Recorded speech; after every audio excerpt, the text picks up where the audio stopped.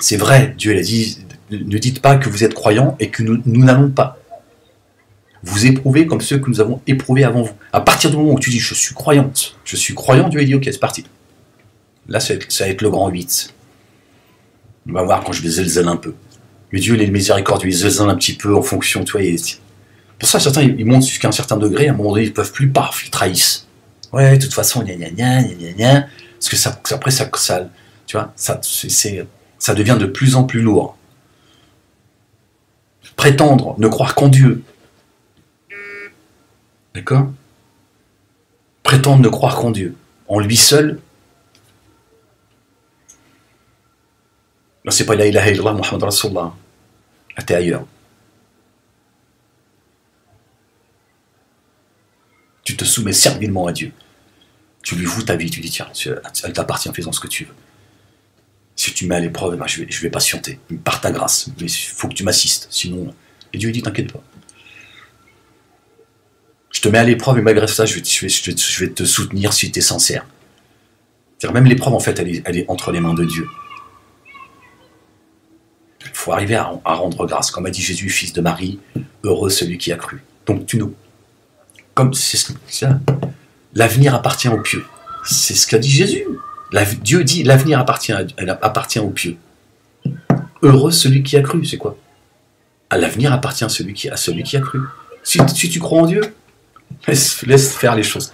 Que Dieu il fasse tomber le ciel, il ne tombera pas sur la tête. Comment? Allahu a'lam. Dieu seul sait. Mais il ne te tombera pas sur la tête. C'est une promesse de Dieu. Rends-moi grâce, le reste, t'inquiète pas.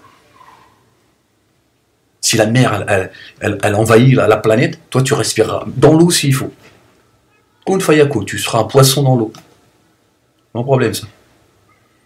Il faut juste croire que Dieu est capable de toutes choses. Tu dis, je t'appartiens. Maintenant, si je dois me noyer, bien sûr, la peur, elle nous habite, ce serait trop facile. Tu jettes ton bâton, tu deviens un croyant sans aucun... Bien sûr que on a tous peur. Ça fait partie de nous. Mais Dieu, il dit, dépasse la peur. Elle restera en toi, c'est normal. Moïse, il a dit, Dieu il a dit à Moïse, n'aie pas peur, jette ton bâton, Moïse. Détends-toi, Moïse. Nous sommes tout oreilles et tous yeux. Tu es sous notre regard vigilant. Jette ton bâton. Et je te sens. Donc à partir du moment où tu crois sincèrement, là, à un moment donné, la peur, elle va arriver, ça va être l'épreuve. Il faudrait que tu tiennes. Tu as peur, mais tu tiens. Tu dis, je serre, moi. Je ne ferai pas partie des noyés. Tu vois l'eau arriver. Je ne ferai pas partie des noyés.